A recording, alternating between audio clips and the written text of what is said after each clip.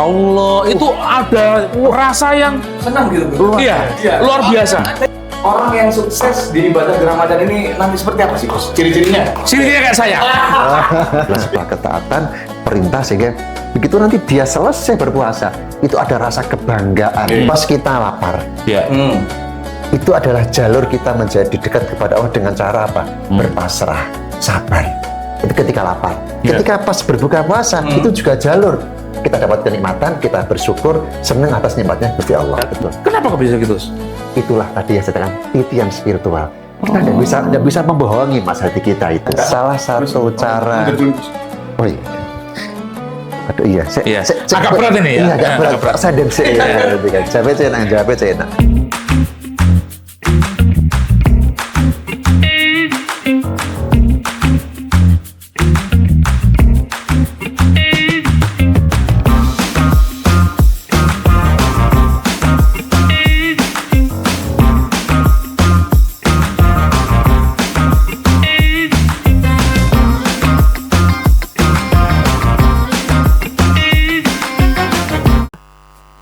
Tom, apa lu? Aku bicara sama Tuhan.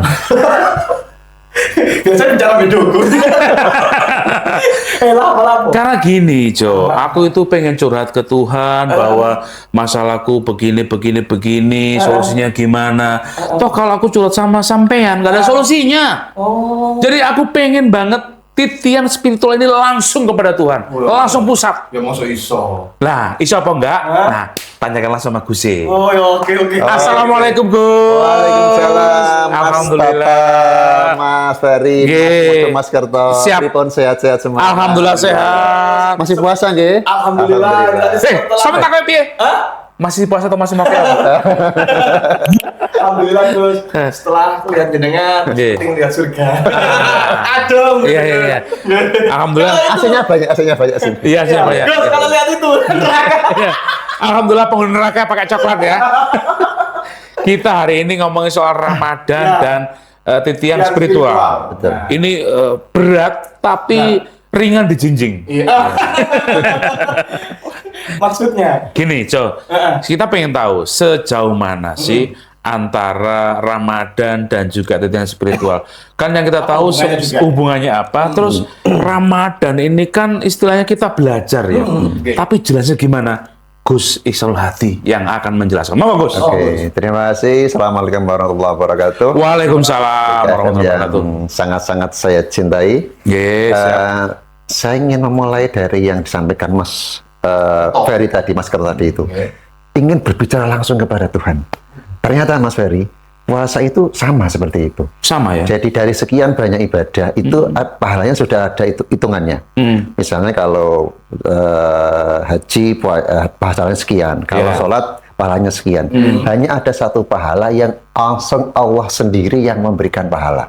Yaitu itu adalah puasa. Puasa ya? Jadi bahasanya poso itu langsung ubet ke atas. Kayak gitu kan. Iya. Nah ini yang akan kita bicarakan pada hari ini. Tapi sebenarnya puasa itu adalah bagaimana kita mendidik rohani kita menjadi orang yang benar-benar orang yang spiritual. Jadi kan begini, kita ini kan punya dua dimensi, satu dimensi lahir, tapi juga punya dimensi batin. Nah puasa ini sebenarnya mengendalikan dimensi lahir kita, tapi menaikkan dimensi batin kita. Baik. Jadi bahasanya mata batin kita itu biar lebih menghidupkan mata batin kita, lebih dekat kepada Tuhan, lebih dekat kepada Sang Pencipta dalam momen-momen Ramadan seperti ini. Baik, Gitu, Gus, gitu. pertanyaan pertama yang ingin saya ajukan kepada Gus Hadi adalah, ini kan jasad ada masanya. Betul. 60 tahun, Betul. dan ini nanti juga akan habis begitu ya. Tapi secara kerohanian, roh kita tetap akan awet. Dan kenapa sih Gus? Kita itu kalau ngomongin soal spiritual, ini ngomongin soal hal gaib ya Gus ya. Kenapa seakan-akan kita tuh pengen muda terus nggak terasa, padahal baru kemarin ya. Titiannya kepada Tuhan ini, apakah memang manusia diciptakan kan untuk menghamba memang ya, untuk menghamba pengabdian kepada Tuhan. Tapi kenapa ada sifat-sifat yang jarang-jarang kita bisa kendalikan? Contohnya, walaupun kita berpuasa, masih ada yang amarahnya meluap-luap, betul, ya ngerasani orang, ya. Kenapa nih Gus? Ya. Jadi begini teman-teman semuanya, Mas Ferry, Mas Tata. Jadi kita ini ada ruh, ada jasad. Betul. Nah, ruh kita ini adalah ruh yang ditiupkan Tuhan kepada diri kita. Sehingga dalam diri kita itu sebenarnya ada unsur ilahiyah kita. Aslinya ya? Aslinya seperti itu. Jadi dalam bahasa agama, dalam Al-Quran juga sama. Jadi kita itu ada ditiupkan ruh dalam diri kita. Dan ruh itu azali, tidak akan pernah mati. Oke. Jadi sebenarnya kita itu tidak akan pernah mati. Yang mati itu kan hanya jasad kita Jasadnya. saja. Ya, tapi ruh kita tidak akan pernah mati. Ketika nanti kita dikubur ya tetap kita masih ada ruhnya. Nanti masuk ke alam berikutnya juga masih ada. Sehingga sebenarnya ruh itu adalah abadi. Kita abadi.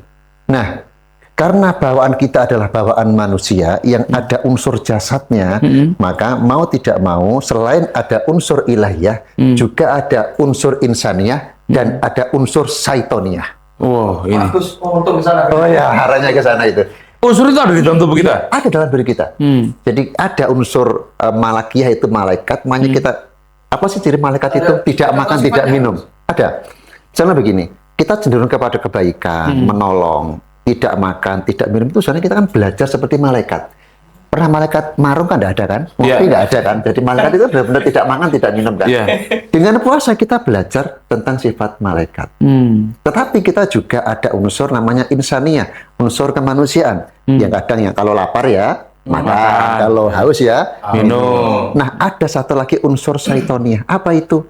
Nafsu. Nah, iku mau ngrasani kabite durung teh durung metu kan. Ngrasani koncone kayak gitu kan. Kadang kalau keinginan kita tidak tercapai kemudian kita marah, nesu, manggal, jengkel dan sebagainya tadi itu kan.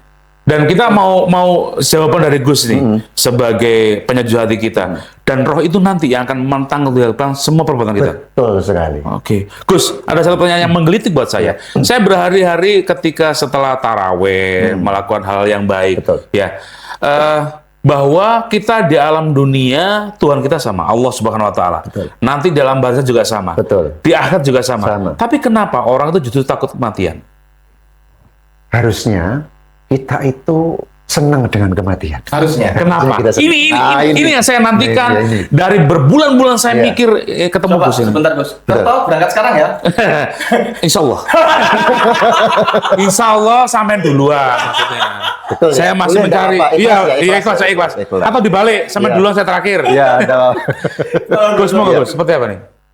Syarat kita masuk surga itu satu, harus mati dulu. Nah, iya, sebelum kita mati ya kita nggak bisa masuk surga. Dan harus membawa iman ya? Betul, Katanya pengennya surga. karena ini kan badan kita ini kan badan yang kotor, membawa kekotoran, sedangkan surga tempat yang suci kan. Betul. Kemana-mana kan bawa kotoran sih Mas ya? Iya, kemana-mana. Selalu Iya, itu ya kemana-mana gitu kan, ya itu Iya. kan, itu kan. Dan surga adalah tempat yang suci sehingga surga tidak bisa dimasuki sesuatu yang ada kotoran tadi itu. Nah, makanya agar kita bisa naik ke atas, maka tinggalkan jasad kita yang penuh dengan kotoran ini. Naiknya adalah rohani kita, roh tadi kita itu. Yang sampai nanti ke sana. Betul. Puasa itu luar biasa sebenarnya Mas Tata itu. Saya ingin menggambarkan seperti ini. Pernah lihat ulat ya? Ulat itu kan? Ulat yang kira-kira gitu kan. Gitu kan. Ulat itu kan salah satu contoh metamorfosis sebuah makhluk dari mulai ulat. Kalau dia menjadi kupu-kupu, apalagi prosesnya menjadi kepompong. Kepompong itu kan seperti orang yang bertapa. Dia tidak makan, tidak minum, gitu kan, diam saja, membungkus dirinya dengan apa itu? Sutra. Sutra tadi itu. Setelah sekian hari, kemudian dia keluar jadi kupu-kupu yang sangat indah. Bermula dari ulat yang jijik, yang menakutkan kan, jadi kupu-kupu yang sangat indah dan menyenangkan dipandang mata. Puasa itu sebenarnya begitu kalau kita benar-benar kita rasakan. Jadi menutup diri kita dari hal yang tidak baik, mendiamkan diri kita. Nek wong Jawa ngarani topo broto. Nanti kita keluar dari Ramadan, kita jadi kupu-kupu yang indah. Tapi saya Gus. Kenapa? Topo kan selama sebulan keluar kerincing-kerincing Gus. Ramadan tuh Gus, hari raya Gus. Berarti masih jadi ulat kayak ini. Jadi kupu-kupu kayaknya ini. Iya, belum sempurna anunya, toponya tadi itu. Ya, kepomponya belum sempurna. Nah, ngomongin soal spiritual lagi Gus, kita juga pengen tahu bahwa ada beberapa orang, saudara-saudara kita, ada yang sholat, ada juga yang berpuasa. Maksudnya sholat dan juga berpuasa. Ada yang berpuasa tanpa sholat. Karena beberapa orang meyakini bahwa ini cukup untuk memberikan spiritual kepada Tuhan. Menurut pandangan jenengan, Pak, seperti apa, Gus? Ya, ini sebenarnya karena kan puasa Ramadan ya, puasa wajib, sholat juga wajib. Jadi kalau mau diistilahkan, kalau sholat tidak puasa seperti pakai baju nggak pakai celana. Atau misal sebaliknya, sholat tapi tidak puasa, sama seperti celana nggak pakai baju. Berarti kan tidak sempurna. Ya, tidak matching ya. Tidak matching ya. Jadi kan nggak sempurna.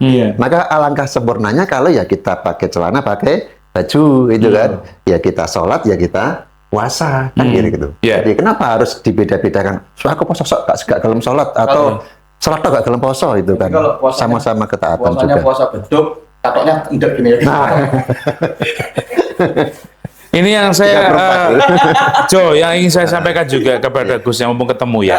Ini kan judulnya Ramadan dan Titian Spiritual. Ini gambar seperti apa sih, Gus, untuk kita mendimensi diri kita supaya kita dekat sama Allah Subhanahu Wa Taala? Apakah perlu kita meditasi seperti orang-orang yang pengen menjuluki di mana Tuhanku begitu? Atau cukup berzikir atau seperti apa, Gus? Oke, baik. Kalau di Al-Quran, tujuan puasa itu membentuk orang yang bertakwa. Jadi puasa yang kita lakukan itu tidak membentuk kita jadi orang yang sakti, mandraguna, bisa terbang, bisa lari di awan, bisa jalan di atas air, itu bukan. Nah, takwa itu yang paling mudah. Dalam Al-Quran itu ada ayat, uiddat lil mutakin alladzina yunfikuna fisyarra wa dharra wal kadhiminal ghaidha wal afina 'anil nas. Jadi sebenarnya ketakwaan kita itu harus diimplementasikan dalam wujud sehari-hari. Contohnya, yunfikuna fisyarra wa dharra, membantu ketika kita sedang kesusahan dan ketika kita sedang ke lapangan. Masuk kita gak duwe, kita punya kewajiban membantu yang tidak punya. Yo nek pas sugih ndak apa-apa bantu, tapi kalau pas ngapunten tidak punya, tetap bisa bantu. Itu luar biasa, Mas. Itu wujud ketakwaan, itu wujud spiritual kita. Nggak harus nunggu kaya. Nggak harus nunggu THR dulu, nggak apa-apa. Itu kan bisa. Nah, ini Gus yang menjadi underline saya adalah ini bisa contohkan misalnya kita tanpa memandang bulu ya, ada pengamen, ada pengemis, siapapun itu yang membutuhkan kita kasih ya. Boleh, nggak apa-apa. Itu kan. Karena ngapunten, mungkin di podcast yang dulu ya kita pernah menyampaikan, orang kalau nggak punya jabatan mungkin nggak apa-apa, orang nggak punya pangkat nggak apa-apa, tapi kalau orang nggak bisa makan, apa taruhannya? Nyawa kan? Padahal nyawa ini adalah salah satu instrumen kita agar bisa beraktivitas, beribadah, berkarya, berdampak bagi masyarakat.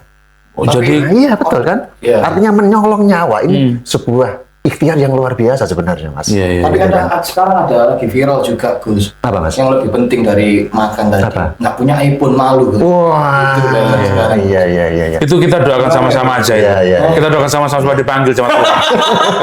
Lagi viral itu, Gus. Iya. Padahal nggak punya iPhone ya tetap bisa hidup sebenarnya. Bisa hidup ya. Itu kan. Tapi yang lebih penting adalah tadi makan dan minum ya. Betul, yang lebih membuat paling dimensi utama itu. kita bisa bernafas, dan dengan bernafas kita bisa beribadah, bisa berkarya, bisa bekerja dan lain sebagainya. Kayak gitu. Gus, spiritual kembali. Spiritual itu kalau kita di taraweh, alangkah baiknya kalau imamnya itu bisa, ya nggak terlalu lambat, nggak terlalu cepat. Sama diri kita. Kan kalau kita berapa rakaat, Mas? Gak tahu teraweh, pucet deh, mesti. Ayo berapa? 11 itu Rizka. Kalau kita? Nah, Gus, ini irama atau ritmenya kadang-kadang kan biasanya kalau kita saya sama Mojo kalian cepat. Bismillahirrahmanirrahim. Amin. Nah, gitu. Nah, yang standarnya supaya kita bisa nerima ya kayak gimana? Bagus itu gimana? Nggak al-baqarah juga gitu ya. Lambat atau sedengan. Sholat itu bukan masalah cepat atau lambat sebenarnya. Tapi kita kan suka yang cepet, Gus. Iya, saya manual sama. Saya manual nggak usah nututi. Iya. Kenapa begini? Justru begini, Mas. Mungkin teman-teman mungkin belum tahu. Nabi itu pernah menegur orang yang sholatnya lama. Sholat kan Sholatnya lama dalam arti bagaimana? Surat-suratnya lama. Iya, betul. Al-Baqarah. Iya. Itu ditegur malah. Ditegur malah. Kalau yang cepat malah tidak. Oh gitu. Saya pernah ngikutin sholat, Iya. terus saya tuh jengkel. Itu batal nggak sih Gus? Misalnya gini, Allahu Akbar gitu ya. Wah suwe gitu.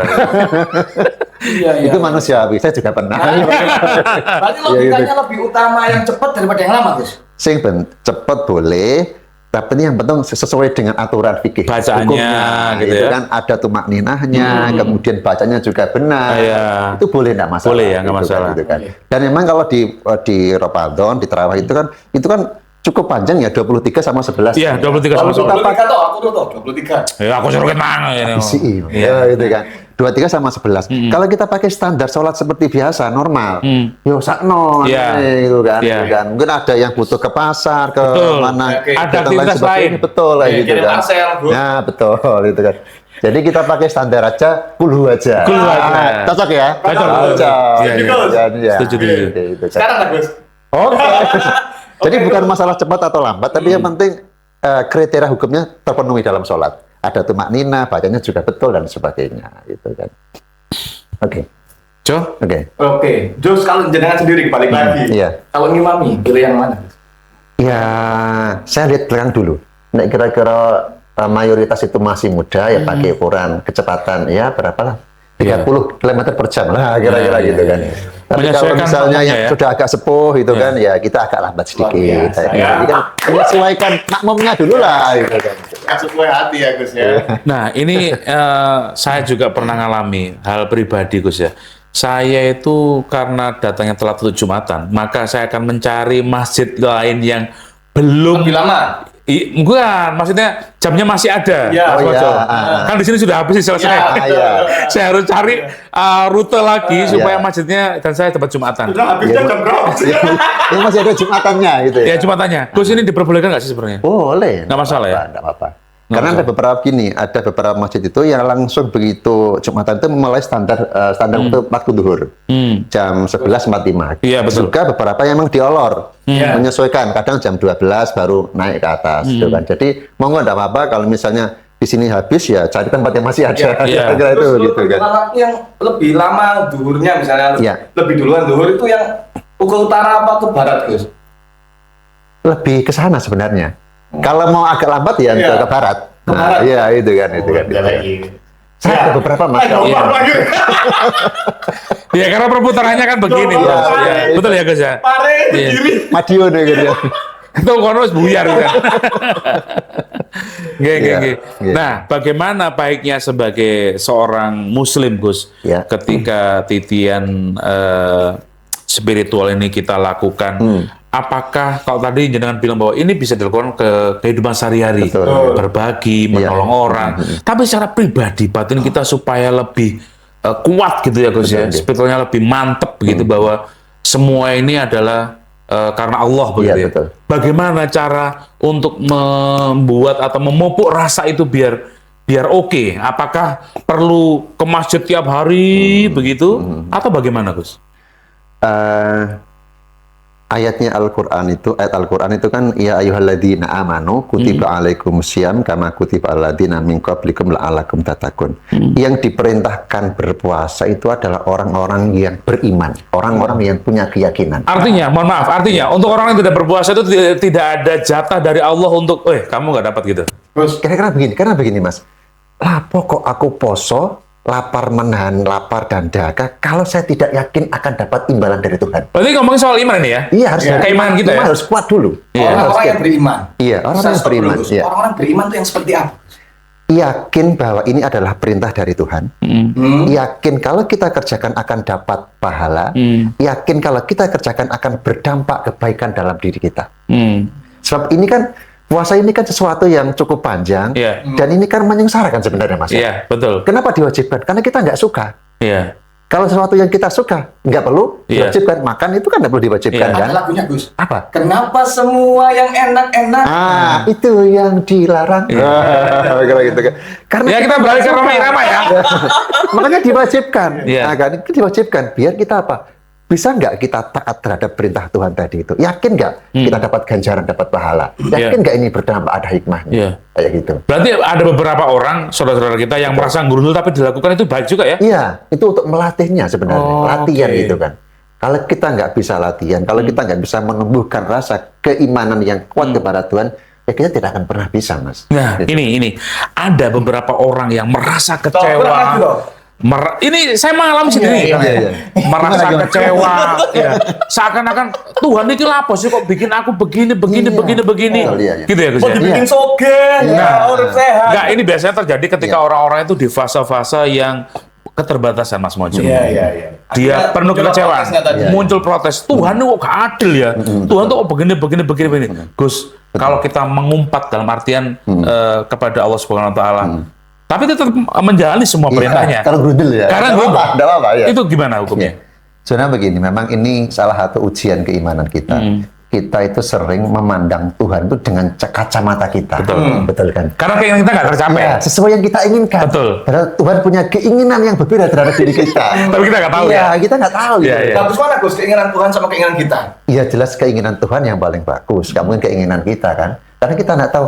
Misalnya Mas, misalnya begini Mas Tata, ditakdir jenengan pengennya soge, bojone akeh. Itu bagus. Gitu kan. Nggak tahu ternyata itu punya mudarat yang kita nggak tahu. Tapi karena Tuhan itu tahu, ya wis digini aja lah, ya gitu kan. Yang menurut kita baik belum tentu baik. Belum tentu baik menurut Tuhan. Yang kita sangka baik belum tentu baik menurut Tuhan. Yang belum kita sangka buruk belum tentu buruk menurut Tuhan. Saya merespon ini, Gus Hadi. Tapi yang saya tanyakan adalah begini. Ketika seorang insan seperti hamba-hamba Tuhan seperti kita ini, ketika diberikan ujian pasti akan merasa, waduh, ujian mana ya. Tapi ketika dikasih sesuatu yang enak rezeki kita nggak hanya uang tapi juga kesehatan dan lain-lain. Kita nggak pernah menghargainya. Betul ya Gus ya? Betul sekali. Itu ciri khas manusia seperti itu. Nah, kita harus seperti apa Gus? Ketika diberikan kesusahan, itu langsung gerundel. Ya Allah, Tuhan Maha tidak adil. Tapi pas diberi kesenangan, lupa sama yang ngasih kesenangan tadi. Itulah sifat manusia. Makanya dalam agama kita itu sebenarnya apapun kondisi kita itu adalah kesempatan kita untuk beribadah dan beriman kepada Tuhan Yang Maha Kuasa. Contoh misalnya, pas kita lapar, itu adalah jalur kita menjadi dekat kepada Allah dengan cara apa? Berpasrah, sabar. Itu ketika lapar. Ketika pas berbuka puasa, itu juga jalur. Kita dapat kenikmatan, kita bersyukur, senang atas nikmatnya Gusti Allah. Jadi sama-sama baiknya sebenarnya. Pas susah juga pas susah kita bisa beribadah dengan kesabaran. Pas mendapat kesenangan, kita beribadah dengan kesyukuran tadi itu. Caranya saja. Caranya berbeda. Setelannya gitu. Nah, pas soro, setelannya berarti sabar, tawakal, tabah. Tapi kalau pas senang, setelahnya syukur, peduli, empati, berbagi dan sebagainya. Nah, ini juga kita pengen tahu Mas Mojo, bahwa setiap orang itu ujiannya beda-beda. Betul sekali. Kualitas imannya ada yang setipis tisu, ada setebal baja. Betul sekali. Gus, dalam rangkaian Ramadan ini kan kita mencoba memupuk ya supaya kita imannya setebal baja. Tapi tidak semua orang bisa seperti itu. Betul. Nah, untuk bisa memupuk ini, apakah kita tetap harus berkomunikasi? Karena kalau kita curhat sama Mas Mojo misalnya, percuma misalnya, utangku 2 juta, ya utangku tambah 10 juta gitu. Tambah adu ini. Nah, apakah kita perlu untuk untuk bermunajat kepada Allah, harus berdoa, padahal Allah itu juga tahu kebutuhan kita seperti apa. Sekali. Nah, ini kan juga menjadi kita dilema ya Gus ya. Kita nggak mau berdoa itu kayak itu sombong, tapi kalau berdoa itu Tuhan juga tahu. Maka doanya adalah, ya Allah seperti kemarin ya Allah, seperti kemarin. Gimana? Wah, iya udah apa nih? Oke, terima kasih. Tapi aduh, ya. Salah satu cara. Oh iya. Aduh iya. Agak berat ini ya. Iya, agak berat. Saya dan jawab saya. Salah satu cara kita untuk menebalkan iman yang dari apa tadi tisu ya? Tisu. Baca. Salah satunya adalah dengan ilmu, Mas. Semakin kita berilmu, semakin kita tahu, maka itu otomatis iman kita akan semakin bertambah dan bertambah. Makanya dalam agama kita itu boleh ilmu itu adalah kewajiban mulai lahir sampai nanti meninggal dunia. Ilmu iman tanpa ilmu itu akan mudah terombang-ambing, gitu kan. Tapi kalau kita barengi dengan ilmu, maka iman kita akan menjadi semakin kuat. Contoh misalnya tadi seperti ini. Orang berpuasa, misalnya sudah jam 12, sudah 5 jam, mulai ini sudah mulai kruyuk dan sebagainya itu kan. Tapi kalau dia tahu ilmunya, ini puasa, ini perintah Tuhan. Ini Tuhan menjanjikan pahala yang sekian banyak. Dan saya bisa bertahan, karena ini adalah perintah, dan saya butuh ada ilmu yang mengimbangi ini, sehingga apa? Sehingga dia tetap bisa bertahan, karena ini adalah sebuah ketaatan, perintah, sehingga begitu nanti dia selesai berpuasa, itu ada rasa kebanggaan bisa mampu melaksanakan puasa dengan tuntas. Ini yang ingin saya tanya kepada Gus Hadi, bahwa ketika kita memang benar-benar puasa dari awal Ramadan datang, kita seneng puasa full sampai 30 misalnya. Pas Lebaran Allah itu ada rasa yang senang gitu bro. Iya, luar biasa. Tapi beda ketika saya mokel ya, saya mokel pernah. Ini jujur ya, saya mokel 3 atau 4 kali. Ketika Idul Fitri saya biasa aja. Kenapa kok bisa gitu? Itulah tadi yang saya katakan, titian spiritual. Kita nggak bisa membohongi mas hati kita itu. Nggak sampai naik. Kita sudah mokel terus ngecat malah cak yoyoan. Cara malaikat telek. Betul sekali. Iya. Pahalanya langsung dari Tuhan. Iya, betul. Kalau mokel kayak gini, siksaannya langsung dari Tuhan juga. Pasti. Jadi pas poso ganjaran dinaikkan, pas poso adab juga ditambah lagi. Gitu. Kayak begini. Kalau berbuat keburukan, Mas Mojo, bener. Ketika kita berbuat kebaikan akan dilipat gandakan. Begitu juga sebaliknya, ketika kita melakukan kejahatan atau keburukan. Pertanyaan saya, apakah ini berimbas kepada orang tua kita yang meninggal dunia?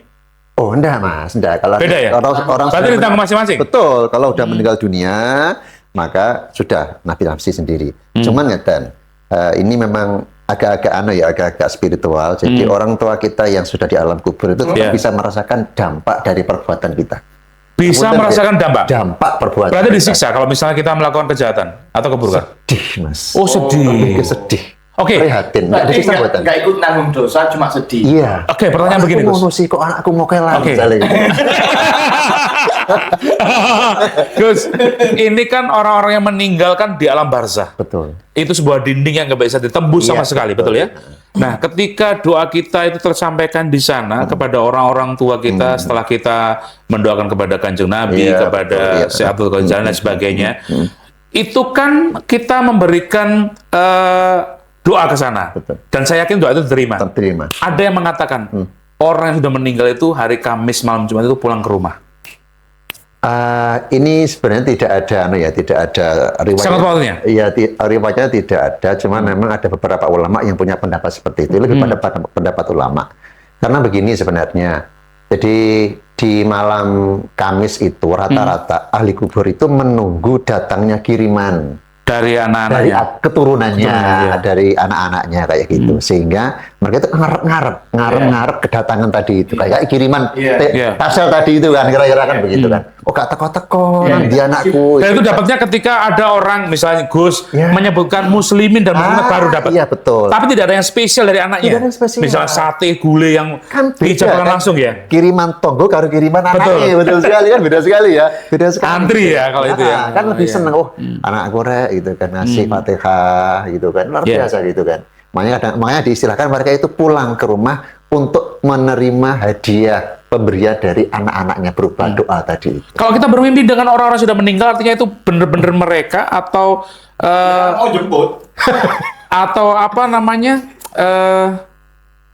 korin. Kalau mimpi itu memang kadang-kadang gini. Jadi kalau mimpi itu kita lihat dulu mimpinya apa, kemudian isyarahnya apa. Tidak semua kemudian isyarah itu semacam tanda-tanda kayak gitu kan.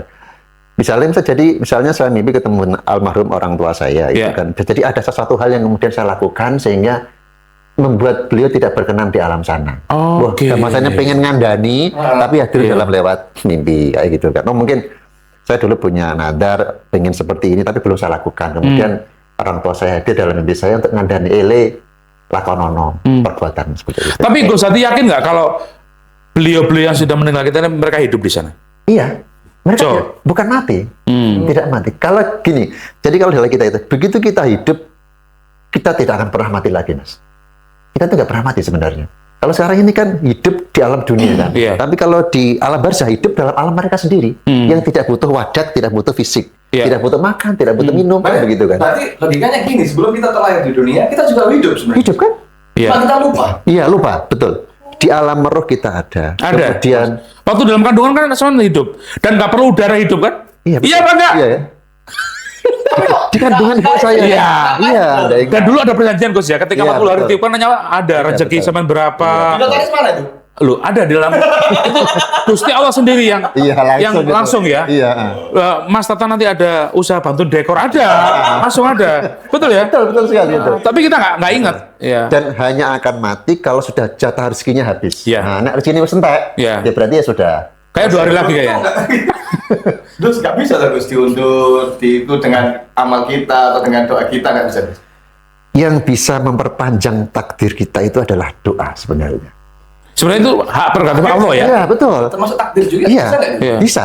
Bisa. Takdir bisa diubah dengan doa. Bisa diubah. Soalnya kan begini, kita kan nggak pernah tahu kan. Misalnya sebenarnya jatah saya mungkin 60 tahun. Ya. Tapi mungkin karena rajin berdoa segala macam kemudian ditambah bonus jadi 65 tahun. Itu juga takdir Allah Subhanahu wa taala. Masa itu juga sama misalnya Janeki hanya 40 tahun, kira-kira gitu kan. Atau 45 tahun. Berupa dia baik, kemudian peduli, santun, soleh. Nah, dinaikkan jadi 47 tahun. Bonus 2 tahun. Misalnya kira-kira begitu. Ini maksudnya sekarang itu hampir 40, tapi nggak sampai 50 kayaknya. Oh, nggak dia. Jadi kira-kira begitu.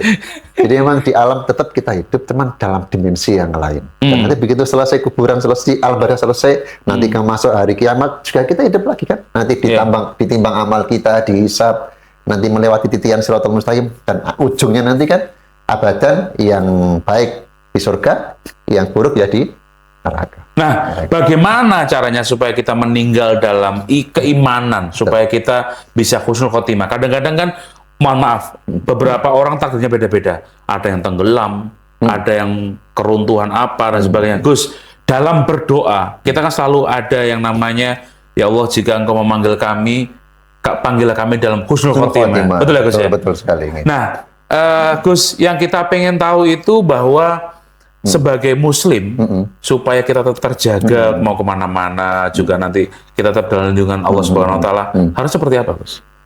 Karena sebenarnya saya tanya dulu nih, Mas Tata. Nggih, Gus. Nanti kalau jenengan mati, kira-kira masuk surga apa tidak jenengan? Bakal Masuk surga. masuk surga apa tidak? Masuk surga. Yakin? Yakin. ya. Saya nggak yakin. Mas Bari? Abu Nawas aja loh ya, punya suatu kalimat ya Allah, jika Engkau masuk aku neraka nggak kuat ya Allah. Iya. Loh, kalau masuk surga nggak mungkin ya Allah. Terus mau gimana Bu Nawas kan gitu ya? Ada ya? Iya. Kenapa saya yakin, Gus? Iya. Kayak saya tahunya cuma kunci surga, kunci neraka saya nggak tahu. Oh iya. Masuk. Sudah pegang kuncinya. Masuk. Iya. Sudah pegang Nah, kuncinya. kalau sudah seperti tapi kan Allah itu punya hak prerogatif tadi. Betul. Oke. Mau takdirnya tadi, Betul. dia masuk neraka. Nah ini seperti apa Gus? Kalau masuk neraka atau surga? Kalau saya begini Mas, jadi ini lebih ke spiritual ya. Jadi gini, kalau kita sudah memeluk agama Islam, kita harus yakin kalau nanti kita meninggal dunia, itu harus dalam kondisi husnul khotimah. Dan kalau nanti kemudian kita mati, nanti kita akan masuk surga. Kita harus yakin itu, karena kalau kita tidak yakin, terus ngapain juga selama ini kita beribadah dan segala macam, kita harus punya keyakinan seperti itu. Kalau masalah dosa, semua orang pasti punya dosa. Iya. Tapi kita yakin ampunan Allah Rahmat Allah jauh lebih lebih luar besar. daripada Iya. itu loh, yakin kita harus husnudon, Jadi saya merasa optimis. enteng beragama kayak gini, Gus. Alhamdulillah. Nah, ini Allah juga pernah memberikan sebuah ilustrasi kepada kita semuanya bahwa apa yang menjadi pikiran umatku itu yang akan menjadi saya kabulkan. Betul. Betul, Gus? Jadi kalimatnya seperti ini. Ini ala doni ati. Nah, ini. Saya sesuai dengan Prasangka. persangkaan hambaku. Oh, kita yakin lebu surga, lebu swarga. Meneh ya, gak apa-apa. Malah gak onto. Meneh. Oh, bener ya? Karya. Jangan dulu ya. Oh, josip ya Allah, aku tak mati dunia sih. Berarti Gus, kadang-kadang orang di saat syaratul maut itu kadang-kadang tidak bisa menerima keadaan. Mau dipanggil tapi dia itu agak nggak mau dan sebagainya. Sehingga ini akan membuat sebuah problemnya ke dia sendiri. Betul. Gus, berarti itu tidak bisa menerima takdir Allah ketika Iya, dia betul. seperti itu. Kunci kita agar menjadi husnul khotimah itu hanya satu. Iya. Berbuat baik. Innallaha yuhibbul muhsinin. Allah itu senang dengan orang-orang yang berbuat baik. Kalau jangan berbuat baik dalam keseharian kita, itu nanti begitu pas mau meninggal dunia akan diperlihatkan kebaikan-kebaikan kita dan kita akan tersenyum melihat jatah kita nanti di surga. Oke. Tapi kalau orang ngapunten hidupnya dibuat dengan hal yang buruk, yang tidak menyenangkan, yang menentang perintah Allah, orang tua sebagainya, kan juga diperlihatkan. Orang zalim. Dan kalau seperti itu sudah nggak ada kesempatan lagi. Makanya kita itu dimanapun kita berada, kita itu hanya beralih dari satu kebaikan yang lainnya. Baik. Itu. Terus apa jadinya ketika yang namanya pocong, kuntilanak, wewe dan sebagainya ini sebagai perwujudan apa? Kalau kita melihat Ramadan dan spiritual, titian spiritual, Ya. Gus, memandang panjenengan seperti apa? Pandangan panjenengan. Kayak nanti kita perlu podcast khusus untuk alam gaib nanti. Perlu nanti itu ya. Iya. Kita Karena kan begini. pocong dan sebagainya. Karena begini Gus, Ya. yang kita omongin ini kan hal-hal yang berupa gaib dan ini perlu keimanan. Betul, ya. Ada surga dan neraka. Iya, betul, ya. Toh juga kalau misalnya nggak ada surga dan neraka, tetap Allah kan Tuhan ya. Iya, betul. Betul kan? Betul. Artinya ini tidak menghalang kita semuanya untuk tetap menghamba. Betul. Kita hidup hanya disuruh menghamba, bukan untuk buat dekor, untuk nggak ada yang lain Iya, kan, iya. menghamba intinya kan. betul. Tapi ada hal-hal yang lain yang perlu kita lakukan untuk menyambung supaya kita bisa lebih Iya. baik, Gus. Nah. Nah, terakhir Gus, pesan-pesan Gus Hadi seperti apa kepada orang muslimat supaya kita titian spiritualnya lebih oke. Oke, begini teman-teman semuanya, Mas Tata, Mas Ferry. Jadi saya ingin menegaskan bahwa semua aktivitas kita itu sebenarnya bisa menjadi titian kita ke surga. Saya ambil contoh tadi, noto dekor.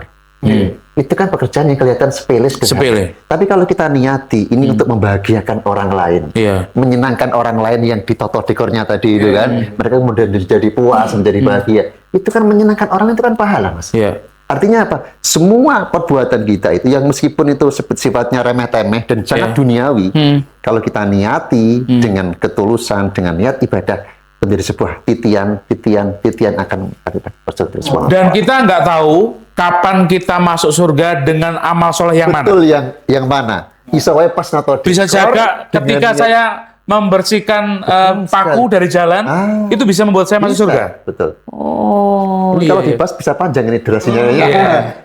Soalnya ada beberapa cerita di para ulama itu ketika dia meninggal dunia dan dimimpikan masuk ke dalam surga, itu ditanya, apa yang membuat masuk surga? Ternyata hal yang sepele. Contohnya ada Mulai dulu kucing.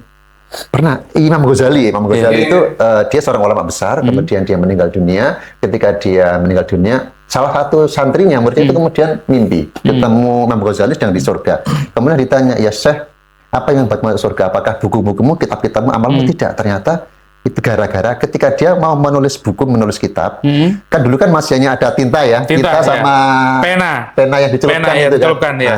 Itu pas mau mencelupkan tintanya ke wadah tinta itu ada seekor lalat Yang yang masuk. mencelop, kemudian minum di situ Ketintanya. ke tintanya, dibiarkan sampai puas, kemudian terbang lagi.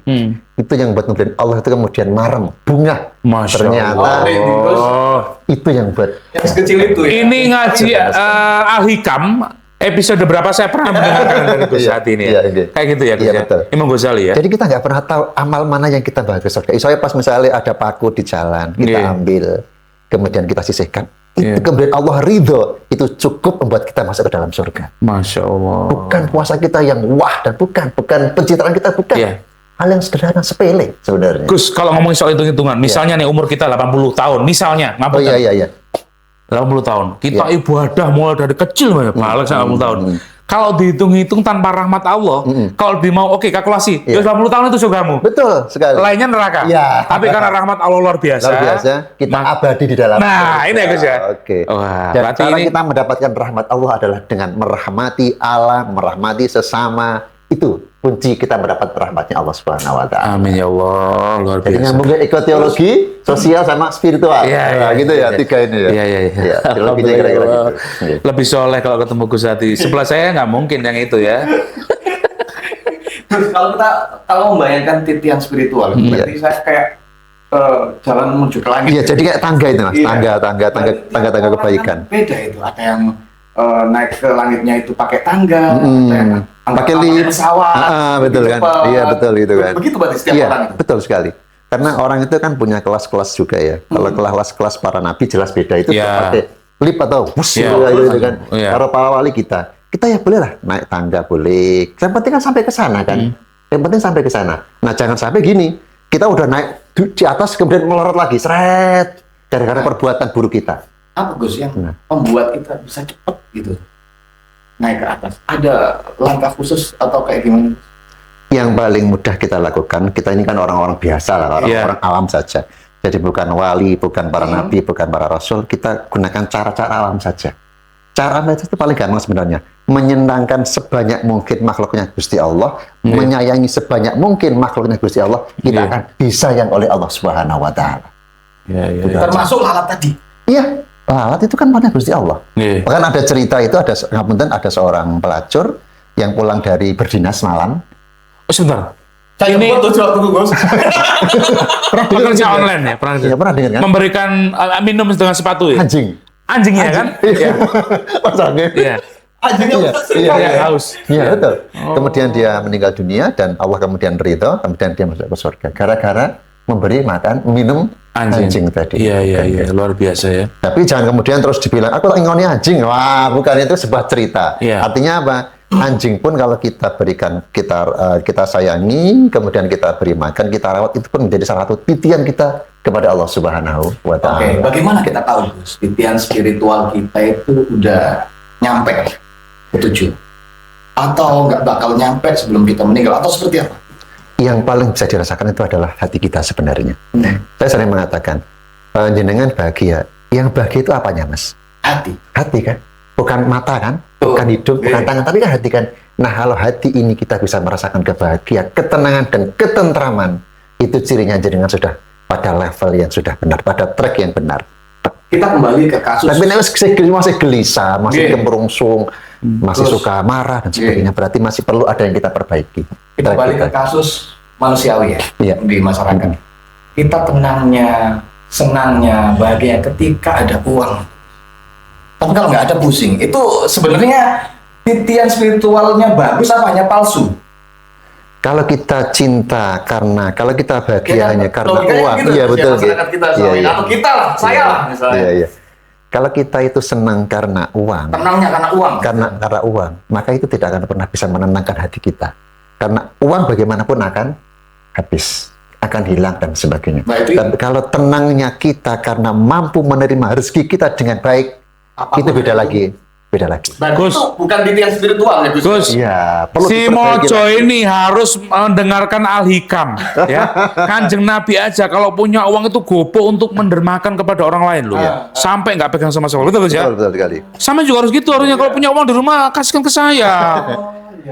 Oke, Oke. luar biasa. Dan nanti akan kita lanjutkan lagi ya. Entah kapan kalau Gus hatinya longgar, nanti akan kita coba untuk menjadwalkan ulang Mas Mojo. Iya, tentunya supaya berbeda ya. tema-temanya ini berbeda-beda dan Supaya saya ini- tuh kayak sejuk gitu sama Gus Hati. Kalau sama teman saya itu Gus, burak. ikut saya ke rumah Gus. Waduh, ini waduh gini. Oke. Ya cukup gitu toh. Ya. Gus ada pesan-pesan terakhir buat Terima masyarakat. kasih. Saya mohon maaf atas segala kekurangan saya dalam menyampaikan podcast. Mudah-mudahan trilogi podcast ini yang dari mulai ekoteologi, sosial, dan spiritual membawa manfaat dan barokah pada kita semua. Amin ya Terakhir Allah. boleh toh, tanya toh. Apa? Ini kan mau di ujung Ramadan. Ya. Orang yang sukses di ibadah di Ramadan ini nanti seperti apa sih Gus? Ciri-cirinya? Sini kayak saya.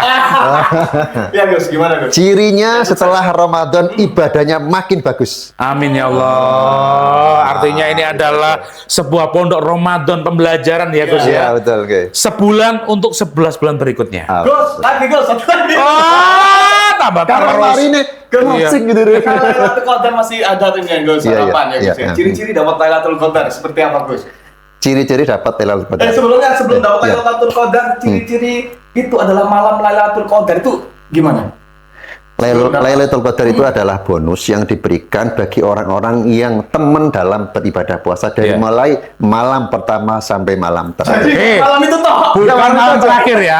Ingat ya, Gus ini sudah bilang. Iya. Kita mulai pertama Ramadan. Iya. Artinya kita juga jaga jarak, Iya, Bos. betul, iya. Nggak hanya malam selekur, tulekur. enggak. Makanya itu. Kamu nggak bakal dapat. Kamu nggak bakal dapat. Karena orang yang mendapat ini akan jauh lebih baik ibadahnya, Gus ya. Betul sekali. Nah, Terus, Gus. Mas Mojo, Iya. Jadi kira-kira begitu. Jadi mulai ini bonus Iya. ya, bonus ya dari yang disediakan dari mulai malam pertama sampai malam terakhir. Gitu saya kan. Gus malam pertama deh kata terawih. Oh iya. Kata tikaf. Malam selikur terlikur. Mokel. Iya. Kalau paginya itu ketika malam Lailatul Qadar paginya ada suasana yang beda gitu, ada ciri-ciri khusus gitu, bener nggak? Itu pendapat ya, itu Oh. pendapat beberapa ulama, tapi sebenarnya tidak ada ciri khusus kalau ini kemudian malam Lailatul Qadar tidak itu kan. Tapi yang paling penting sebenarnya ini adalah menandakan sebenarnya salamun. Jadi orang-orang yang dapat Lailatul Qadar itu adalah ada rasa keselamatan, hatinya salam, damai, tentram. Itu cirinya yang paling khas orang-orang yang dapat Lailatul Qadar. Alhamdulillah. Alhamdulillah. Ya kira Jangan- ikut hari enggak apa-apa. Jangan hanya ngomong soal nominal. Udah Allah. Ya. Alhamdulillah. Ya. Oke. Ayo. Oke, akhirnya tuntas sudah ya. Semoga informasi atau podcast yang kita sajikan bermanfaat buat teman-teman semua. Ya wes, akhirnya aku Cak Mojo. Aku Jakarta pamit undur diri bersama dengan Gus Hadi, penyuluh agama Islam Kecamatan Jetis, Kabupaten Mojokerto. Insya Allah kita nanti akan jadwal kembali dengan tema yang berbeda di podcast selanjutnya di Bika TV ya. Betul. Wassalamualaikum warahmatullahi wabarakatuh. Bye bye.